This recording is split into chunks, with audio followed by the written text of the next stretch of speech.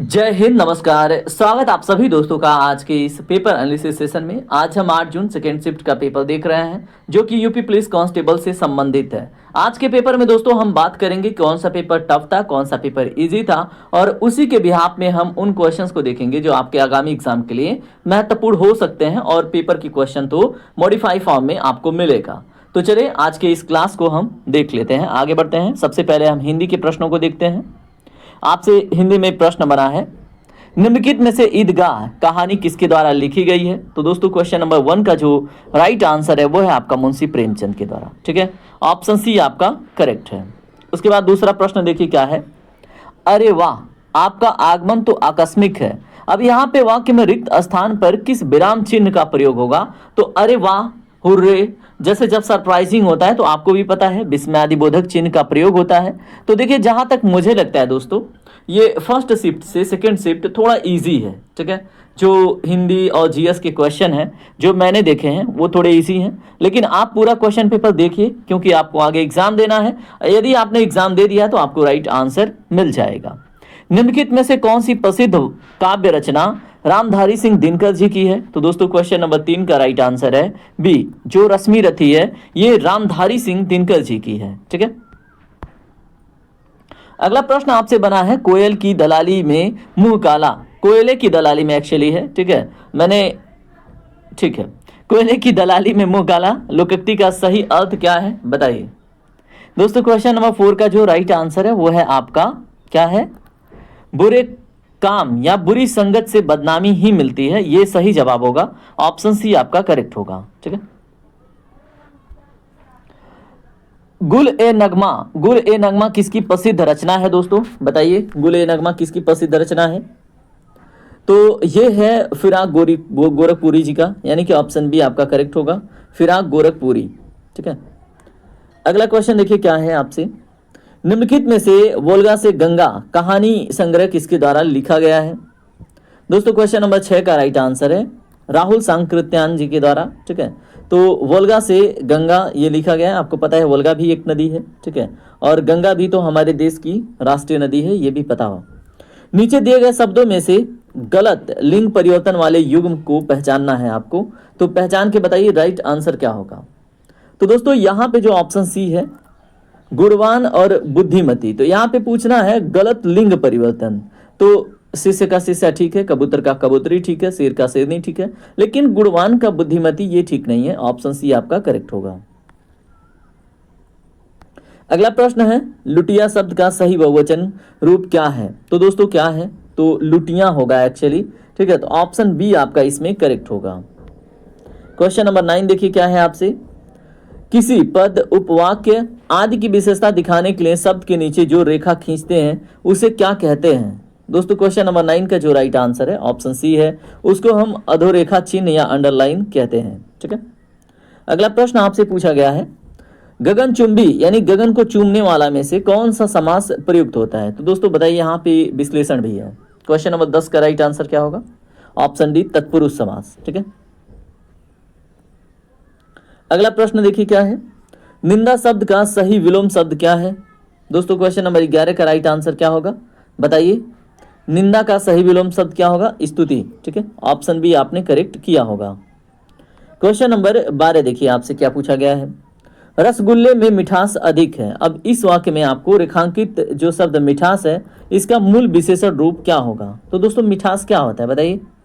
तो दोस्तों option A इसका करेक्ट है, मीठा। ठीक है, तो मिठास अधिक है, इस वाक्य में जो रेखांकित शब्द मिठास है इसका मूल विशेषण मीठा होगा। ठीक है, क्वेश्चन नंबर 13 देखिए क्या है आपसे, गेहूं के साथ घुन भी पिसता है, इस लोकोक्ति का सही अर्थ क्या है, यह आपसे पूछा गया है। तो दोस्तों ऑप्शन बी करेक्ट होगा, दोषी के साथ निर्दोषी भी संकट या परेशानी में पड़ जाता है। Option B is the right answer.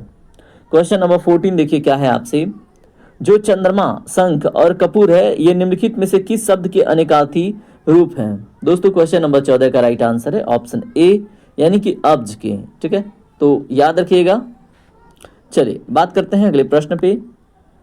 अगला प्रश्न है दोस्तों, जो वस्तु या लक्ष्य बहुत मुश्किल से प्राप्त हो उसे हिंदी व्याकरण में क्या कहते हैं। दोस्तों उसको हम दुर्लभ कहते हैं। Option A is the right answer. चलिए बढ़ते हैं दोस्तों हम अगले सेक्शन जीके जीएस की तरफ फिर से हम देखिए, हिंदी के अपठित गद्यांश और कुछ क्वेश्चन मैंने छोड़ दिया क्योंकि वो बहुत आसान थे। ठीक है दोस्तों, अब हम देखेंगे सामान्य ज्ञान, तर्क शक्ति और समसामयिकी। तो यहाँ पे दोस्तों हम मोस्टली सामान्य ज्ञान ही देखने वाले हैं। ठीक है, तो क्वेश्चन नंबर 16 देखिए क्या है आपसे, निम्नलिखित में से कौन सा एक प्रसिद्ध गणितज्ञ ग्रंथ है, ठीक है, गणितीय ग्रंथ है जिसकी रचना 12वीं शताब्दी में भास्कराचार्य यानी भास्कर द्वितीय ने की थी। दोस्तों प्रश्न संख्या 16 का राइट आंसर क्या होगा, आप मुझे आंसर कीजिए। इसका नाम है Lilavati. Option B is the right answer. तो 12वीं शताब्दी में भास्कराचार्य यानी भास्कर द्वितीय ने लीलावती की रचना की थी। दोस्तों क्वेश्चन नंबर 17 देखिए, जो वारली चित्रकला परंपरा है जो जनजातीय जीवन को दर्शाने के लिए बुनियादी ज्यामितीय आकृतियों का उपयोग करता है, ठीक है, और मिट्टी प्लास्टर की दीवारों पर इससे मतलब रचना बनाई जाती है, ये किस भारतीय राज्य से संबंधित है। तो दोस्तों वारली चित्रकला परंपरा किससे संबंधित है, तो राइट आंसर है महाराष्ट्र से। ऑप्शन सी आपका करेक्ट होगा। ठीक है, उसके बाद दोस्तों अगला क्वेश्चन देखिए क्या है, करेंट अफेयर का क्वेश्चन है, गगनयान मिशन किसके द्वारा विकसित किया गया है। तो दोस्तों बताएं, गगनयान मिशन राइट आंसर है इसमें इसरो। ऑप्शन ए आपका करेक्ट होगा। ठीक है, अगला प्रश्न देखिए क्या बना है आपसे, भारतीय संविधान के अनुसार राज्यपाल नियुक्त होने के लिए न्यूनतम आयु क्या होनी चाहिए। दोस्तों प्रश्न संख्या 19 का राइट आंसर है ऑप्शन सी 35 वर्ष न्यूनतम होना चाहिए। उसके बाद से अगला प्रश्न है आपसे, भारत का सबसे पश्चिमी देशांतर लगभग कितना है। दोस्तों इसका जो राइट आंसर है वो है 68 डिग्री 7 मिनट। कहाँ पे दिख रहा है आपको, ऑप्शन ए में। ठीक है, तो दोस्तों 68 डिग्री 7 मिनट ईस्ट है आपका सबसे पश्चिमी क्या है दोस्तों ये, तो ये है आपका सबसे पश्चिमी देशांतर रेखा। ठीक है, उत्तर प्रदेश में शुरू की गई जो समर्थ पोर्टल पहल है, इसका मुख्य उद्देश्य क्या है। दोस्तों इसका मुख्य उद्देश्य है आपका उच्च शिक्षा में डिजिटलीकरण और पारदर्शी प्रबंधन को बढ़ावा देना। दोस्तों प्रश्न संख्या 22 देखिए आपसे क्या पूछा गया है, अवध के अंतिम नवाब या राजा कौन थे। दोस्तों राइट आंसर है इसमें नवाब वाजिद अली शाह। ठीक है, तो अवध साम्राज्य के 10वें और अंतिम शासक कौन थे, तो बताएं नवाब, बताएं वाजिद अली शाह। ठीक है, याद रखिएगा, आपके आगामी एग्जाम के लिए महत्वपूर्ण हो सकता है। निम्नलिखित में से किसे 2026 में उत्तर प्रदेश में रामसर साइट के रूप में नया जोड़ा गया है। मैंने आपको जब पढ़ा रहा था तो मैंने आपको बताया था कि जो पटना पक्षी अभ्यारण्य है ना, तो ये आपके एग्जाम में बनेगा और ये एटा में, ठीक है, एक रामसर का मतलब रामसर साइट डिक्लेयर हुआ है। कहाँ पे, एटा में। निम्नलिखित में से कौन सी गैस ग्रीन हाउस गैस नहीं मानी जाती है, तो ग्रीन हाउस गैस नहीं मानी जाती है। दोस्तों राइट आंसर क्या होगा, क्वेश्चन नंबर 24 का राइट आंसर हीलियम होगा, यानी कि ऑप्शन सी इसमें आपका करेक्ट है। क्वेश्चन नंबर 25 है आपसे, पाषाण युग स्टोन एज को सामान्यतः कितने कालों में विभाजित किया जाता है। दोस्तों राइट आंसर क्या होगा क्वेश्चन नंबर 25 का, ऑप्शन बी 3। ठीक है, तो 3 पूरा पाषाण, मध्य पाषाण, नव पाषाण। देखिए ये भी मैंने आपको पढ़ाया था। देखिए पढ़ाया तो मैंने लगभग मतलब सारे टॉपिक हैं। ठीक है, लेकिन ये है कि अब हर एक चीज़ आपको ला के दिखाएं ज़रूरी नहीं है। भारत में प्रतिवर्ष राष्ट्रीय विज्ञान दिवस कब मनाया जाता है, तो दोस्तों मैं ये भी मैंने हाईलाइट किया था, तो ये 28 फरवरी को मनाया जाता है। ऑप्शन बी आपका करेक्ट होगा। क्वेश्चन नंबर 27, भारतीय संविधान के किस अनुच्छेद ने जम्मू और कश्मीर को विशेष स्वायत्ता दर्जा प्रदान किया था। दोस्तों प्रश्न संख्या 27 का राइट आंसर है अनुच्छेद 370। ठीक है, उसके बाद आपसे प्रश्न बना है, पढ़िए इसको ध्यान से, वह चिकित्सा इमेजिंग तकनीक क्या है जो आंतरिक शारीरिक संरचनाओं की विस्तृत छवियां उत्पन्न करने के लिए शक्तिशाली चुंबकीय क्षेत्र और रेडियो तरंगों का उपयोग करती है। तो दोस्तों क्वेश्चन नंबर 28 का राइट आंसर है MRI। ठीक है, ऑप्शन डी आपका करेक्ट होगा। ठीक है, तो चलिए बात करते हैं अगले प्रश्न के ऊपर। अगला प्रश्न देखिए क्या है, नीचे दिए गए विकल्पों में से कौन सा विकल्प आइसलैंड की आधिकारिक मौद्रिक इकाई को दर्शाता है। दोस्तों इसका राइट आंसर है आपका आइसलैंडिक क्रोना। ठीक है, तो ये भी आपने किया होगा क्योंकि इसमें तो नाम ऑलरेडी आ ही जाता है। अगला प्रश्न देखिए क्या है, जो कोलाटम लोक नृत्य ये मुख्य रूप से निम्नलिखित में से किस राज्य में किया जाता है। दोस्तों इसका राइट आंसर है आंध्र प्रदेश में। ठीक है, option B is the right answer. Question number 31 देखिए, जो नाइट्रिक ब्राइट्रेट्स काली है, ठीक है, यानी कि नाइट्री ब्राइट्रेट्स काली, ये प्रजाति किस जैव विविधता हॉटस्पॉट के स्थानिक, ठीक है, वंश से संबंधित है। तो दोस्तों क्वेश्चन नंबर 31 पूछा गया है, तो ये पश्चिमी घाट से संबंधित है। ठीक है। क्वेश्चन नंबर 32 देखिए क्या है।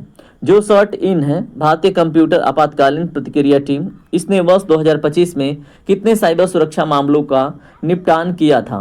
तो दोस्तों क्वेश्चन नंबर 32 का राइट आंसर है 29.44 लाख का। ठीक है। क्वेश्चन नंबर 33 देखिए क्या है आपसे। जो क्रूड बर्थ रेट है यानी कि अशोधित जन्म दर, वो मुख्य रूप से निम्नलिखित में से क्या मापती है? दोस्तों राइट आंसर है इसमें किसी विशिष्ट अवधि यानी एक वर्ष में कुल जनसंख्या में प्रति 1000 व्यक्तियों पर जीवित जन्मों की संख्या, ये होती है अशोधित जन्म दर। ठीक है। तो किसी विशिष्ट अवधि में कुल जनसंख्या में प्रति 1000 व्यक्तियों पर जीवित जन्मों की संख्या को हम बोलते हैं सीवीआर। ठीक है। अगला प्रश्न है वस्तु एवं सेवा कर जीएसटी से संबंधित संविधान जो विधेयक है ये किस वर्ष भारतीय संसद में पेश किया गया था? दोस्तों किस वर्ष पेश किया गया था? तो ये पेश किया गया था आपका 2014 में। ऑप्शन सी आपका करेक्ट होगा। ठीक है। क्वेश्चन नंबर 35 आपसे क्या बना है। वर्ष 2024 में विश्व पशु चिकित्सा दिवस वर्ल्ड वेटनरी डे किस तिथि को मनाया गया था? दोस्तों राइट आंसर है आपका 27 अप्रैल को। ठीक है। तो याद रखेंगे, सारे क्वेश्चन इंपॉर्टेंट हैं आगामी एग्जाम के लिए। जो Kaladan multi modal transit transport project है, इसके तहत भारत और म्यांमार के बीच हुए समझौते के अंतर्गत म्यांमार में किस रणनीतिक बंदरगाह का विकास किया जा रहा है? तो दोस्तों इसका राइट आंसर क्या होगा? क्वेश्चन नंबर 36 का इसका राइट आंसर है ऑप्शन सी, जो सीतवे बंदरगाह है उसको विकसित किया जा रहा है। ठीक है। याद रखिएगा, एग्जाम में प्रश्न बनेगा आपसे। उसके बाद से अगला प्रश्न है निम्नलिखित में से कौन सा द्वीप समूह भारतीय मुख्य भूमि के दक्षिण पूर्व दिशा में स्थित है? बात हो रही है दक्षिण पूर्व दिशा में स्थित होने की, तो दोस्तों अंडमान और निकोबार द्वीप समूह है। ऑप्शन सी इसमें आपका करेक्ट होता है। उसके बाद दोस्तों क्वेश्चन नंबर 38 क्या है। विश्व की सबसे ऊंची पर्वत चोटी माउंट एवरेस्ट निम्नलिखित में से किस पर्वत श्रृंखला का प्रमुख हिस्सा है? कितना इजी क्वेश्चन पूछ लिया। तो दोस्तों ये हिमालय का। ठीक है। तो आपका ऑप्शन डी इसमें करेक्ट होगा। क्वेश्चन नंबर 39 देखिए क्या है आपसे, पढ़िए इसको। आपसे प्रश्न है विज्ञान और प्रौद्योगिकी के क्षेत्र में दिया जाने वाला प्रतिष्ठित शांति स्वरूप भटनागर पुरस्कार किस संगठन द्वारा दिया जाता है? तो दोस्तों ये दिया जाता है CSIR के द्वारा, यानी कि option B is the right answer. ठीक है।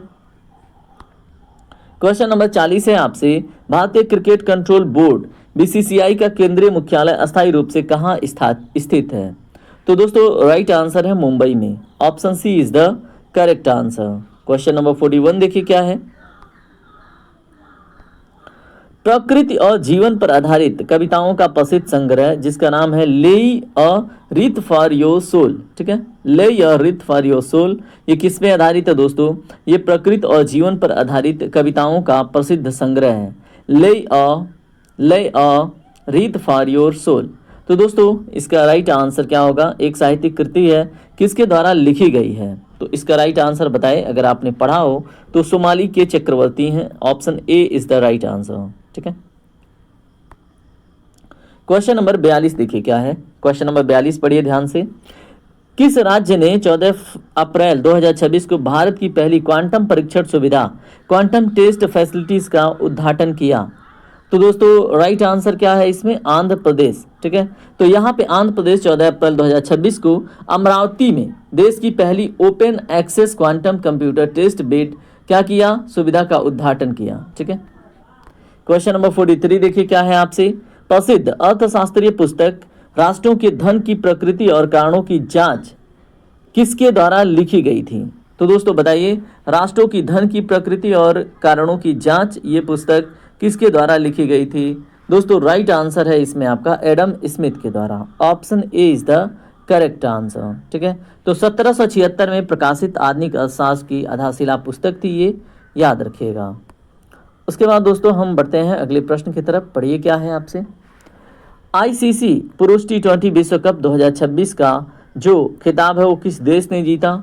तो दोस्तों क्वेश्चन नंबर 44 का राइट आंसर है आपका Bharat. Option B is the right answer. Question number 45 देखिए। क्वेश्चन नंबर 45 है गिफ्ट सिटी यानी गुजरात इंटरनेशनल जो फाइनेंस टेक है सिटी है। ठीक है। तो गिफ्ट सिटी भारत का पहला अंतर्राष्ट्रीय वित्तीय सेवा केंद्र किस शहर में स्थित है? दोस्तों कहाँ पर स्थित है बताइए। तो ये आपको गांधीनगर में देखने को मिलता है। ऑप्शन सी आपका करेक्ट होता। ठीक है। उसके बाद दोस्तों क्वेश्चन नंबर 46 देखिए क्या है। यहाँ पे आपसे प्रश्न बना है, अंतर्राष्ट्रीय परमाणु ऊर्जा एजेंसी का केंद्रीय मुख्यालय किस शहर में स्थित है। दोस्तों इसका जो राइट आंसर है वो है आपका वियना में। ठीक है, तो ऑस्ट्रिया की राजधानी में ये स्थित है वैश्विक परमाणु नियामक संस्था। तो दोस्तों इस तरह से आपने जो इंपॉर्टेंट क्वेश्चन जो पूछे गए थे, ठीक है, थोड़े से मॉडिफाई वर्जन में देख लिए। अब देखिए आगे की राह हम तय करेंगे आपकी फीडबैक के ऊपर। अगर आपको लगता है कि हाँ सेशन चाहिए तो वीडियो में फीडबैक जरूर दीजिएगा। अगर आप नए हैं तो सब्सक्राइब कीजिएगा, वीडियो पसंद आए तो लाइक जरूर कीजिएगा। मिलते हैं अगली क्लास में, तब तक के लिए जय हिंद, जय भारत, आपका दिन शुभ हो।